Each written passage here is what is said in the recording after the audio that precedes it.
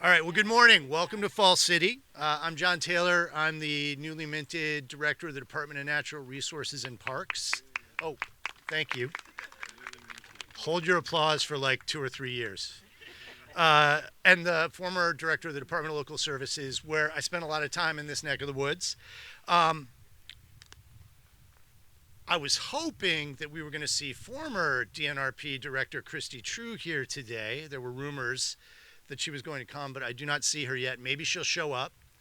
And if she does, I or someone will make note of it. But this project and so many projects like it would not have happened without the leadership of Christy True, who was really a visionary and saw the ability of the Department of Natural Resources and Parks to be much more than just a utility, a parks department. It's really a restorative, and it's bringing back damage that's been done over hundreds of years, and it's amazing to be part of that.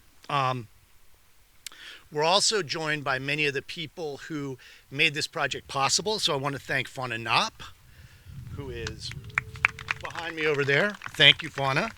And Andrea Mojak, who the two of them were the architects of this project from Water and Land Resources and really guided this to completion.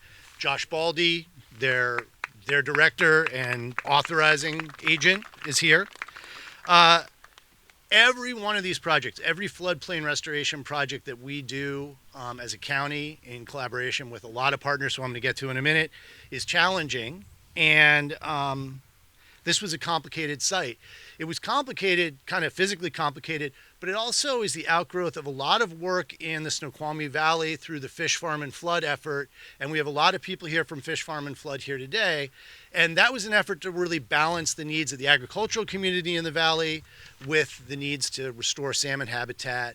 And that was something I'm part of and very proud of. And I think the people who are part of it, and I see a lot of them here today, were proud of that work. And it makes projects like this possible with broad community support. So thank you to all of those Fish Farm and Flood partners. And thank you to the neighbors to this project who had to contend with a lot of construction during the very disruptive construction process of this project. And we have some of them here today. So thank you, neighbors.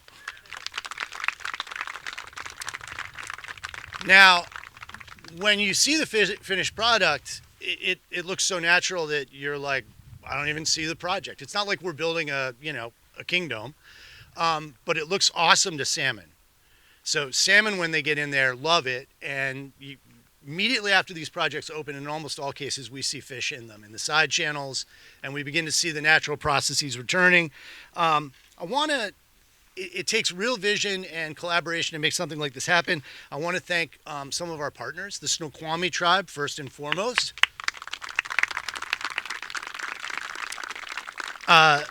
The Tulalip tribe may be making it. We're waiting to see.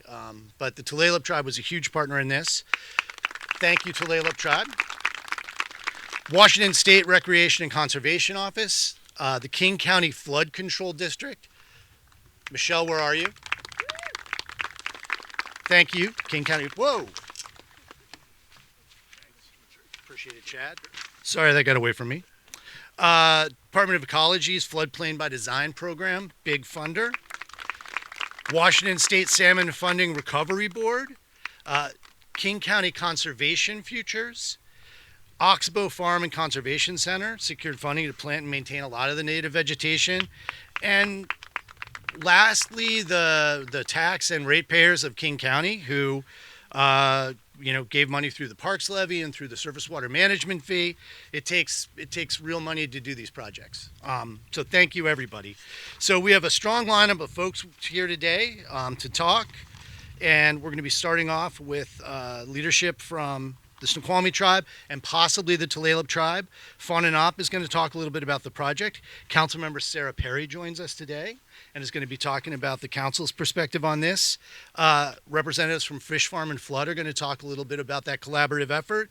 And first and foremost, I want to invite my boss up to speak, King County Executive Constantine, who really has been a leader in pushing for this kind of groundbreaking restorative work. So thank you very much, Executive Constantine. Thank you, John.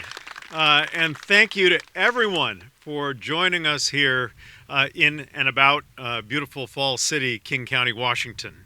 When considering sort of ideal locations for us to celebrate Earth Week, it's hard to beat one like this.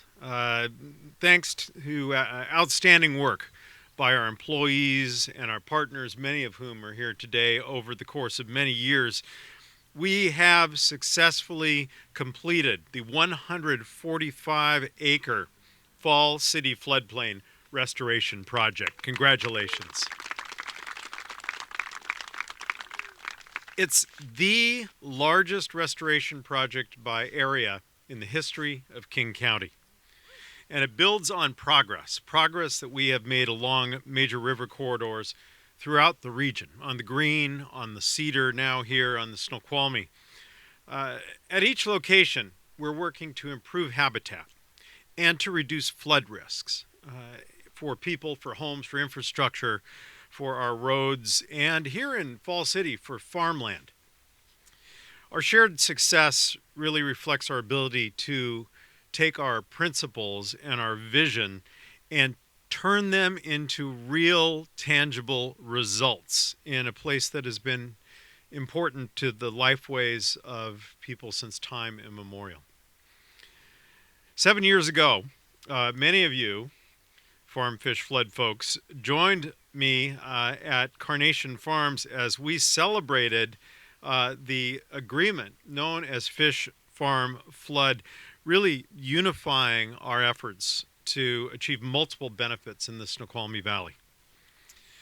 The person I assigned to lead that collaboration did such a good job that when I created a Department of Local Services, I appointed him to be its first director. And then he did such a good job in that that the County Council confirmed him as our new director of the Department of Natural Resources and Parks. John, you've set the bar high, and I expect record-setting achievements every Earth Week from this point forward. Now, following our remarks, I invite you to join me and all of us for a tour of the site where project managers will show how they've removed more than a half mile of levees and other structures to reconnect the Snoqualmie River to its historic floodplain. We'll also walk along a new side channel where our scientists are conducting a study to determine the effectiveness of project design by measuring the size and the weight of young salmon. To be clear, this is not our grudging response to some regulatory requirement. This is us living out our values and our continual examination of the work we're doing of measuring the salmon and continually checking and adjusting is another example of our kind of core personality or discipline of continuous improvement. We apply it here as we do in accounting and budgeting. We want to make sure that every time we do something, we take a look at it, we see how this is working, what can we do better, how can we improve and get more benefit for the salmon and for people. The days of siloed, single-purpose investments are really kind of in the past. What we look for in everything we do is the interrelationship between our investments and programs. And that's true in human services, it's true in public health, it's true in transportation. Everything we do has a lot of relationships across departments, across programs, across investments, and that is very, very true in the area of the natural environment. Here, we're preparing our region for more frequent, severe floods, floods that occur due to climate change. We're strengthening our local food economy and better protecting farmland so that we can have food security in our region. We're delivering on our commitments to restore salmon habitat and by restoring those salmon also help restore the Puget Sound orca. And we're advancing the Land Conservation Initiative, where the people of this county said yes to going out and aggressively protecting the last best 65,000 acres of open space for people, for wildlife, for all time. and to do it in a single generation. Earth Week is a moment for reflection. I was in grade school when we had the first Earth Day, and our little class must have been about kindergarten or first grade. We, at our teacher's prompting, staged a protest on the playground demanding that DDT be banned. We did not know what DDT was.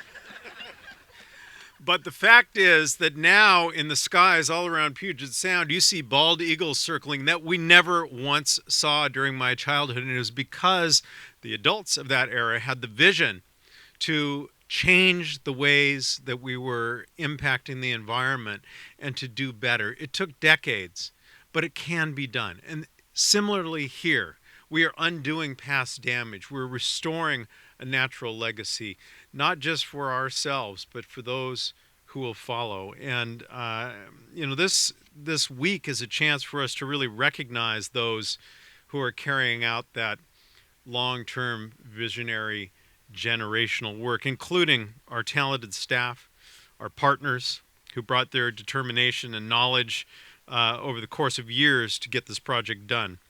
So let's let the success we celebrate inspire us to achieve even more. For all those who call this special place home today, for all those who've called it home since time immemorial, and for all those who will come after us, thank you to everyone who made this celebration possible. And now it is my profound honor to introduce to you the chair of the Snoqualmie tribe, Robert de Los Angeles.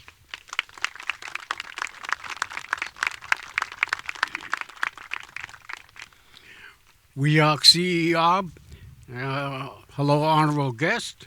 I'm honored to join you with this group gathered by Squabu's Stona, the Snoqualmie River.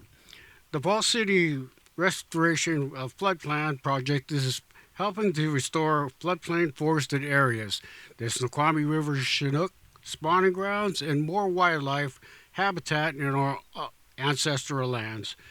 The results of this collaborative effort shows progress toward our shared commitments to reconnect floodplains. Snoqualmie Tribe staff installed over 13,000 native trees and shrubs to create the beginning of the new floodplain forest. These trees and other habitat would not have thrived if not for the efforts of the King County to remove the revetment to connect these critical channels. As we tour this area, let us remember the collective responsibility to recreate respectfully and lead with mindfulness of these lands and to honor the teaching of Duckwebus, the moon, the transformer, and to tread lightly on this earth that has given us so much. As this forest grows, we continue to restore more habitat for the benefit of our future generations. Thank you. Tigwit Judd.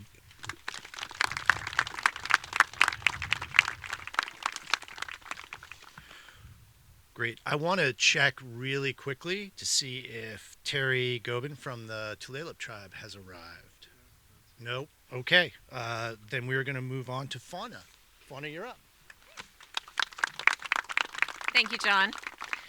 And thank you, everybody, for coming today. My name is Fauna Knoop. I'm the project manager with King County Department of Natural Resources and Parks. So imagine that road that you came in on right up against the edge of the river, and the edge of the river lined with rock, essentially locking this river into a single channel. It may not be obvious, but what we're standing on here today is 100 acres of what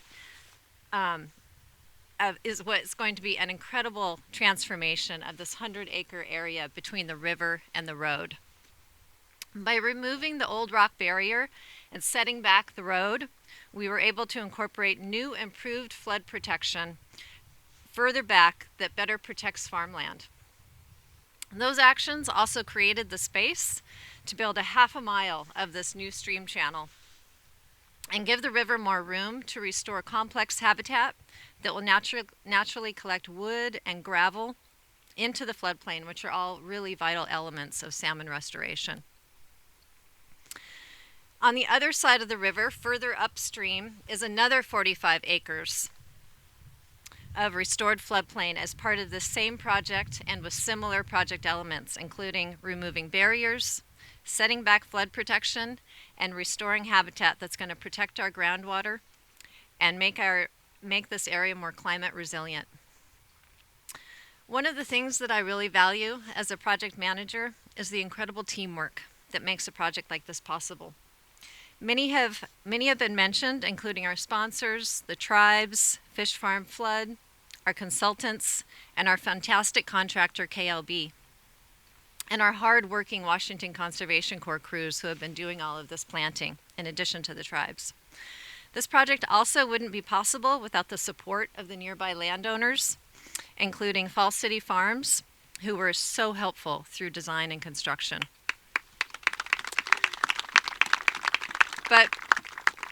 Thank you. But we'll be here until Earth Week of next year if I name everybody who contributed to this amazing project. So instead, I'm just going to ask everybody here who has contributed to this project or worked on it in any way to please raise your hand. And let's give them all a round of applause. I also have an amazing design team of engineers and ecologists, a couple of whom will be giving you a tour of the site later, including Joe Wilhelm, our ecologist who will lead a group to the new side channel to talk about fish and wildlife habitat, Chris Ewing, our engineer who will take a group to the new flood facility to talk about flood risk reduction, and Todd Hurley, our geologist who will talk about river and floodplain dynamics. Each one of them will also provide more detail about the overall project, and then you'll rotate around so that you can hear more details from all of them. So once we're done here, the speakers and the reporters are going to follow me downstream to check out a special study by our fish biologist, Josh Kubo, and the rest of you will follow one of my team members who are going to be holding up signs at the end. Lastly, I just want to say that I've had the good fortune to work on a lot of amazing projects and those who have produced measurable results. And I'm looking forward to working on many more with all of you in the future. But I also recognize that one doesn't get too many opportunities to work on such an amazing project like this one, especially at this incredible scale and in an urbanized watershed. So what we all collectively achieved here in Fall City is always going to be a special memory. It's now my pleasure to introduce the King County Council member who represents Fall City and the rest of District 4, Sarah Perry.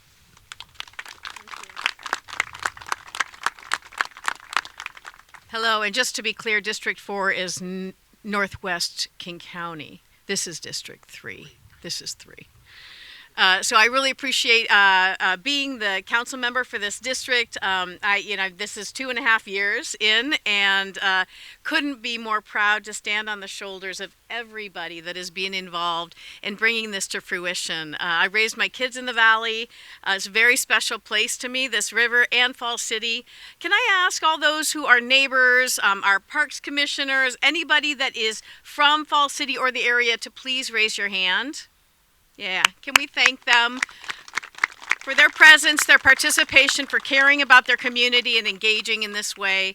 This is a flagship program for Farm Fish Flood and Fish Farm Flood, and so many people have really brought their passion to bear in this work, both paid and volunteer, and it has made a tremendous difference in our community, in our valley, and I think we have the best district. It is the most special valley community, and unlike any other district, and it is worth protecting. It is worth investing in to help us meet our climate action goals as well in King County. And as the chair of local services and land use, who used to spend a great deal of time with our new director of Parks and John Taylor, and also the one that is leading the comprehensive plan update for these 10 years. This is a really, really important piece of all of this. So many people have been thanked. I'm especially grateful to our Snoqualmie tribal members and the Tulalip tribal members. Can you all, everybody here today from the tribes, please raise your hand as well? Yeah, they always show up in good number. So much has been said. I just want to thank everybody for your part, everybody for being here today. It's a very impressive turnout, and I'm looking forward to walking the trail and seeing everything that's been done, and to having the opportunity to add even more to our district going forward for all the folks that will enjoy it, all the families, all the community members, our fish, our orcas that will continue to thrive. And I see a special person in the audience. Would you like to have the honor of... No, by all means, go ahead. Christy True, are you here? Come on up. Who's been so very involved and helped to bring this all the way to where it is today. Come on up. Join me in just thanking our former director one more time. Would you like to take it from here? Yeah. Thank you very much. Great. Thank you, council member. Next, I want to just invite some of the folks who were involved in Fish Farm and Flood to speak. So first, Lauren Silver-Turner, who was on the Fish Farm and Flood steering committee and represented the Snoqualmie tribe and the Snoqualmie Valley Preservation Alliance. My bad. Don't know what happened there. Get up there, Lauren. Hi, everyone. Thank you so much, John. I'm Lauren Silver-Turner, and I'm the Executive Director of the Snoqualmie Valley Preservation Alliance and also the Farm Caucus Chair for Fish Farm Flood. It's really great to be here today to celebrate this truly incredible win for our floodplain and for habitat and for our salmon populations. Of course, this accomplishment didn't come without its own challenges and compromises, but because of the Fish Farm Flood effort and bringing together those that the decisions and projects like this significantly impact, we've been able to open the door to not only this achievement, but many more achievements to come. 60 acres of productive farmland was converted in order to support this restoration effort, which is a significant loss for the Snoqualmie Valley Ag Production District, especially in a time where viable farmland is on the decline not only in the Puget Sound region, but across the nation, and that's on top of many other pressures that our food and farming systems currently face. But ultimately, our farming community came together and supported this effort, knowing the immeasurable value that it would bring to enhancing our river and floodplain ecosystems and for our fellow valley stewards from fish and flood. The Farm Caucus supported this because we too value the natural resources of this valley, and we know that this project fits into the larger picture being painted by FFF. And that picture includes big wins for agriculture, including much needed support for drainage and flood risk reduction, water storage and securing our water supply in the face of climate change, and overall enhancement to the land resource and infrastructure needs for a viable and vibrant local farming sector. This project laid the foundation on something that historically has often been severely lacking with large-scale projects like this. And that is not just including, but actively responding to the Valley community in this process. Its farmers, residents, and landowners and businesses. This foundation has led and continues to lead to more and more collaboration across these three interests. And that's evident as we continue to collectively push forward the actions set forth by Fish Farm Flood. And the Farm Caucus is really grateful to be a part of this work and excited for what's to come. Thank you. And last, and certainly not least, Angela Donaldson, who represented the Flood Caucus in Fish Farm and Flood. Oh, sorry. Well, you're next. I guess so.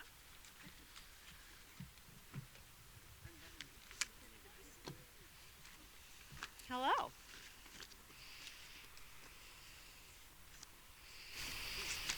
My name's Angela Donaldson. I'm an insurance agent and floodplain manager in Fall City. I grew up on these shores, and I'm passionate about flood mitigation and community resilience. And I've been honored to be the Flood Caucus Chair and co-chair of Farm Fish Flood over the last several years. Farm Fish Flood has been a dedicated collaboration between passionate groups with sometimes conflicting goals. This Fall City restoration project is a testament to having difficult conversations that lead to rolling up our sleeves and achieving progress. This site project provides more resilience for our local community, but farms and salmon and flood protection. It is part of a greater system of a holistic watershed approach to solving issues. When we protect and restore the environment, we are protecting life and safety for all species. The Snoqualmie River is the lifeblood of Fall City, and the agricultural lands surrounding us today are critical resources for not only Fall City, but King County. And the biodiversity and salmon are integral to our future generations of the Puget Sound and the Salish Seas. And I'm very proud of the work that we are here to celebrate today.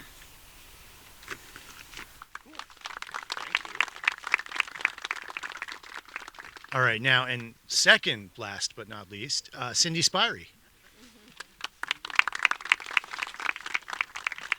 Thank you, John. Good morning, everybody. I'm Cindy Spyy. I'm the Environmental and Natural Resources Department Director for the Snoqualmie Tribe. I'm also the Fish Caucus Co-Chair for the Fish Farm Flood Committee. Floodplain reconnection projects like this one allow waters to spread over the floodplain, coursing through the side channels and providing habitat, but also reducing flooding, which also benefits farms. Floodplain reconnection projects like the Fall City Floodplain Reconnection Project is what we call a multi-benefit project. Sorry, lost my place.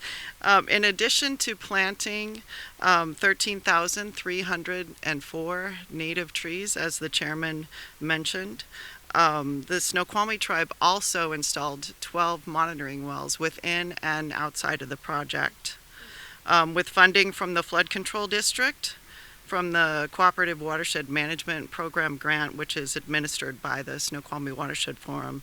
Data from these wells support how floodplain reconnection has allowed the Snoqualmie floodplain to receive and store high flows underground, keeping the water cool when it's needed most in summertime, for summertime in-stream flows. The extensive collaboration to complete this project was key to its success. The Snoqualmie Tribe and the Fish Caucus look forward to working together on more resource protection projects and more restoration projects. Thank you.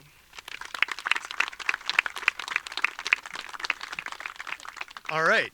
So with that, I'm going to turn it over to Chad, who's going to talk a little bit of logistics. Thank you, everybody, for being here. I think you're going to find this really cool. So go follow somebody to see one of the various elements of this project. And thanks, everybody, for being here and for speaking.